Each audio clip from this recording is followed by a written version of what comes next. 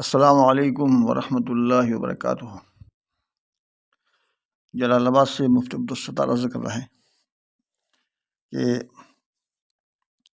ہمارے شیخ سعدی رحمۃ اللہ علیہ انہوں نے کتاب الاحسان میں ایک شعر فرمایا، اور احسان کی تعریف حدیث پاک میں آئی ہے، ان تعبد اللہ کأنک تراہ فإن لم تکن تراہ فإنہ یراک، کہ اللہ کی عبادت ایسے کرو جیسا کہ تم اللہ کو دیکھ رہے ہو، اور اگر یہ کیفیت نہ ہو تو کم سے کم یہ ہو کہ اللہ تعالیٰ تمہیں دیکھ رہا ہے۔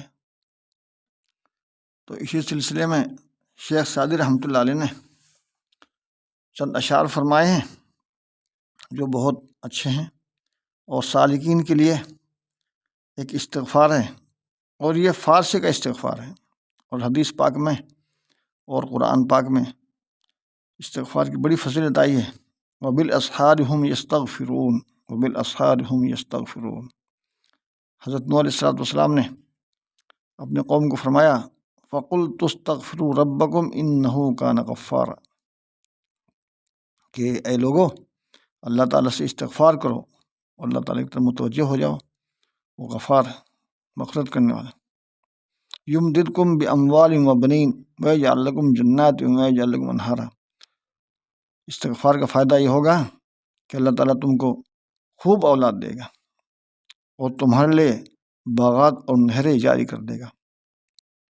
تو ایک فارسی کا استغفار حضرت شیخ سعدی فرماتے ہیں، بردر کعبہ سائل دیدم، بردر کعبہ سائل دیدم، کہ ہمیں گفت و می گرشت خش، می نگویم کہ طاعتم بپذیر، می نگویم کہ طاعتم بپذیر، قلم یف بر گناہم کش۔ فرماتے ہیں کہ کعبۃ اللہ کے دروازے پر، کعبۃ اللہ کی چوکھٹ پر میں نے ایک سائل یعنی اللہ سے مناجات کرنے والوں کو دیکھا، جو یوں کہہ رہا تھا اور بہت زیادہ رو رہا تھا، می نگویم کہ طاعتم بپذیر، کہ میں یہ نہیں کہتا اے اللہ کہ تو میری عبادت قبول کر، بس یہ عرض ہے کہ معافی کا قلم میرے گناہوں پر پھیر دے۔ می نگویم کہ طاعتم بپذیر، قلم یف بر گناہم کش، میں یہ نہیں کہتا کہ میری عبادت قبول کر اے اللہ، بس صرف یہ کہ میرے گناہوں پر معافی کا قلم پھیر دے۔ بہت اچھا استغفار ہے، اور سالکین کے لیے بہت ہی نایاب چیز ہے۔ السلام علیکم ورحمۃ اللہ وبرکاتہ۔